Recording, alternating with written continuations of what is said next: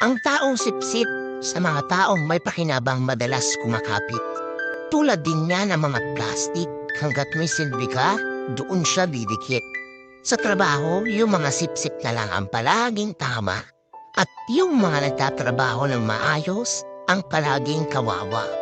Sipsip, sila yung uri ng nilalang na hilig pumapel sa mga amo.